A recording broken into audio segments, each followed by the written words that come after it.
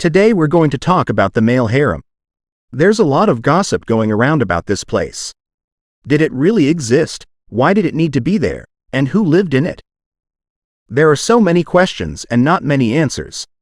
I've been collecting info on this for ages.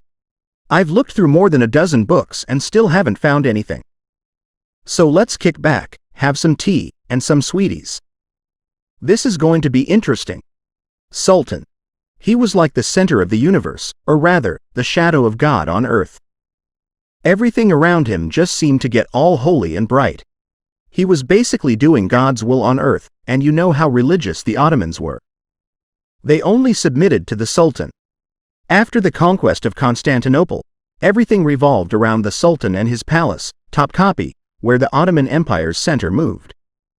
Before Suleiman's reign, all the harems were located in the older palace, but after a fire some say Hurrem caused it, they moved to Topkapi. That's when our story of the boy harem begins. Of course, there were probably harems before that, but not a lot of change happened then. Harems really took off during the reigns of Mehmet the Conqueror and Selim I, though. There were actually two boy harems in the palace. The first was obviously where the Sultan's kids lived. They hadn't reached the age where they'd leave for Sanjak yet, but there wasn't a specific age.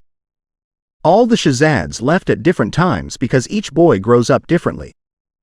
Some at 14, some at 16, and so on. In a harem, the boys had to act like teenagers. They weren't allowed to have beards or kids, and if that happened, they got in big trouble.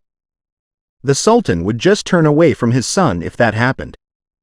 Once a boy got circumcised, they started preparing him to be the governor of an Ottoman province, where he'd start his own harem and be an adult, independent Shahzad in that province.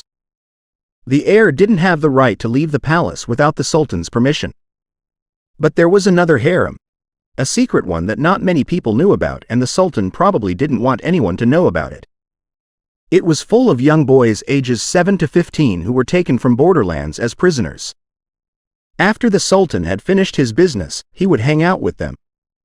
They'd sing, play, and wrestle to keep him entertained. Some of the boys weren't so lucky, though, because they might have to spend the night with him. It might not lead to anything intimate, but the Sultan was often lonely and just wanted some company. He knew these boys were under his control in the harem, so they couldn't communicate with anyone outside Topkapi Palace or the city. Suleiman, for example, really liked spending time with the eunuchs. We don't know what they did together, but he often had deep conversations with them. After Ibrahim died, Suleiman often spent evenings with his loyal eunuchs. The boys in the harem had to keep fit, so beards were banned and they were raised to be really gentle and caring. Their job was to please the Sultan, listen to him, make him laugh, and, if needed, please him. After Suleiman took the throne, the harem got half as big. Soon, those harems started to fade away. Rumors about those harems still go on today. Each ruler had their own quirks, but sadly, the connections weren't traditional, they were just as old as time. Of course, they wouldn't tell you that stuff, but it still happened. In a guy's harem, it was all the same as a normal harem. They even had special privileges to please the Sultan, and they were taught by eunuchs. Guys who weren't chosen by the Sultan could become eunuchs or leave the city and start a family. Those that stayed with the Sultan lived out their days in the harem.